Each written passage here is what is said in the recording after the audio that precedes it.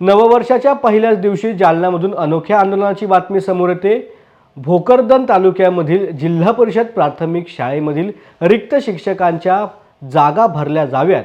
शिक्षकांच्या नियमबाह्य प्रतिनियुक्त्या ह्या रद्द करून शिक्षकांना कार्यालयीन कामापासून दूर ठेवावे, मूळ शाळेवर अध्यापनाचे कार्य करून द्यावे अशा मागण्यांसाठी अनेकदा निवेदन प्रशासनाकडे दिलं गेलं।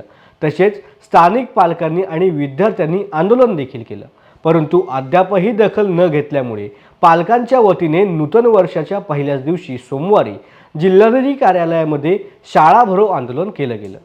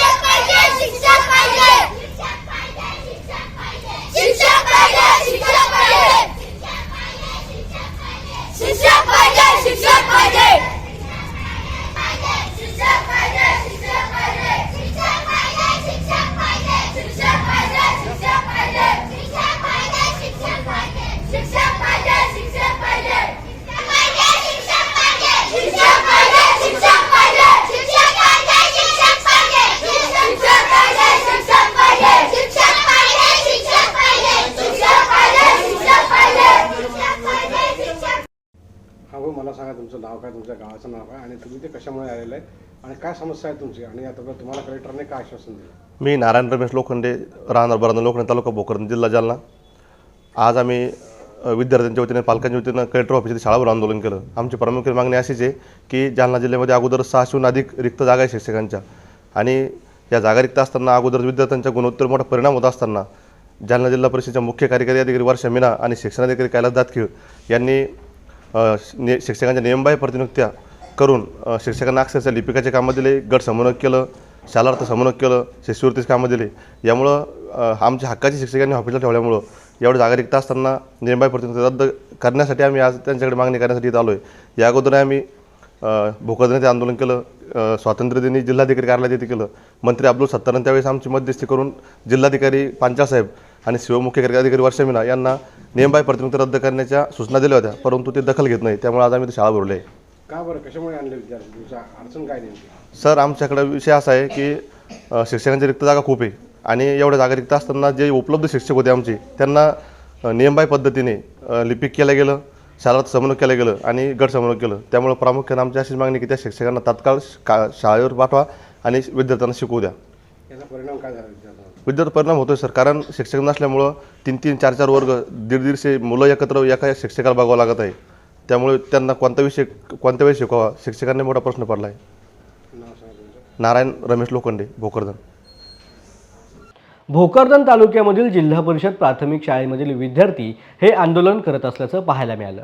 जिल्ह्यामध्ये 600हून अधिक शिक्षकांच्या जागा रिक्त असताना कार्यालयीन कामासाठी शिक्षकच नसल्यामुळे विद्यार्थ्यांचे शैक्षणिक नुकसान होते, त्यातच गुणवत्तेवर देखील गंभीर परिणाम होतोय। तरी देखील जिल्हा प्रशासन बघ्याची भूमिका घेते। विद्यार्थ्यांना ज्ञान मिळत नसल्यामुळे पटसंख्या देखील कमी होऊ लागले।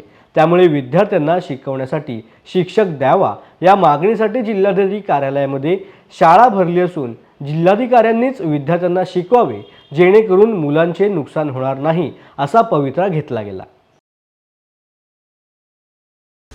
नमस्कार, माझे नाव कल्याणी भगवान लोखंडे, मी वर्ग 7वीची विद्यार्थिनी। आमच्या शाळेत शिक्षक येत नसल्याने आमचा अभ्यासक्रम पूर्ण होत नाही आणि आमच्या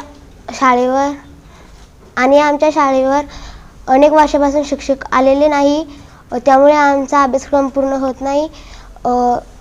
आमचं शैक्षणिक नुकसान होत असल्याने आम्ही विद्यार्थी इकडे आलो आहोत। आता आम्हाला जिल्हाधिकारी सरांनी शिकवावे, म्हणजे आमचे नुकसान होणार नाही अशी आमची विनंती आहे। आणि तुझ्या शाळेमध्ये कितीपर्यंत वर्ग आहेत आणि किती विद्यार्थी आहेत? आमच्या शाळेत 1 ते 7वी वर्ग आहे आणि शिक्षक 6 आहे। मग त्यामुळे आम्हाला आणखी शिक्षक पाहिजे। आणि आमचे एक सर येत नाही शाळेवर अनेक वर्षापासून.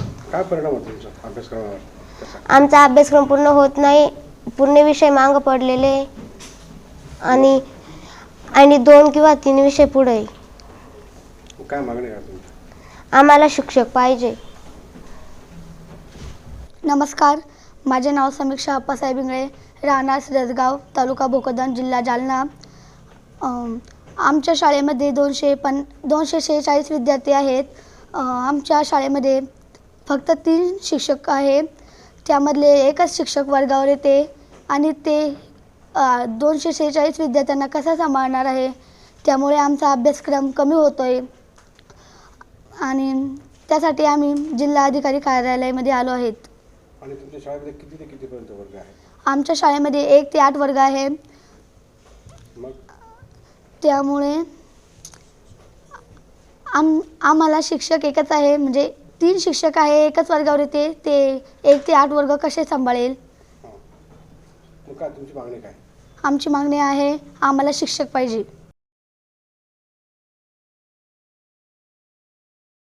जिल्हाधिकारी प्रवेशद्वारावरती येताच विद्यार्थ्यांनी घोषणा दिल्या. त्यानंतर जिल्हाधिकाऱ्यांनी विद्यार्थ्यांना त्यांच्या दालनामध्ये बोलवून घेत त्यांच्यासोबत संवाद साधला आणि त्यांच्या अडचणी समजून घेतल्या. पण यासाठी विद्यार्थ्यांनाच जिल्हाधिकारी कार्यालयामध्ये शाळा भरवावी लागल्यामुळे सध्या सर्वत्र हा विषय चर्चेचा ठरला आहे. आज जिल्हा परिषदचे काही शाळांचे विद्यार्थी आणि त्यांचे पालक इथे आले होते. त्यांची मुख्यत्वे मागणी होती की जे साधारणतः 20 जिल्ह्यामध्ये शिक्षक डेप्युटेशनवर आहेत त्यांना परत शाळेवरती शिक्षणासाठी परत त्यांना नियुक्ती परत देण्यात यावी. काही कार्यालयीन कामकाजासाठी त्यांची सेवा अधिग्रहिती तालुका कार्यालयामध्ये करण्यात आली होती, पंचायत समिती कार्यालयामध्ये करण्यात आली होती आणि ती रद्द करावी अशी त्यांची मागणी होती. जिल्हा परिषदच्या मुख्य कार्यकारी अधिकारी यांना मी याबाबत आज चर्चेला बोलवलं आहे आणि त्यामध्ये चर्चा करून यामध्ये परत त्या ऑर्डर्सबद्दल काय करता येईल तर त्याबाबत आज चर्चा करून निर्णय घेण्यात येईल. सर, यांना कधीपर्यंत शिक्षण मिळतील अंदाजे? जे डेप्युटेशनचे शिक्षक आहेत ते आज चर्चा करून त्याबाबत निर्णय घेण्यात येईल आणि इतर जी पर्यायी व्यवस्था असेल, काही शाळांमध्ये विद्यार्थी जास्त आहेत आणि शिक्षक कमी आहेत तर त्याचीही एक समायोजनाची प्रक्रिया आहे. त्याबाबतही मुख्य कार्यकारी अधिकारी यांच्याशी चर्चा करून त्याबाबत योग्य ते निर्णय घेण्यात येईल. त्या पद्धतीनं सद्यस्थितीमध्ये त्यांच्या शैक्षणिक प्रयोजनासाठी ज्या पद्धतीने नियोजन करता येईल ते नियोजन आज करण्यात येणार आहे. सर, ये बात आप हिंदी में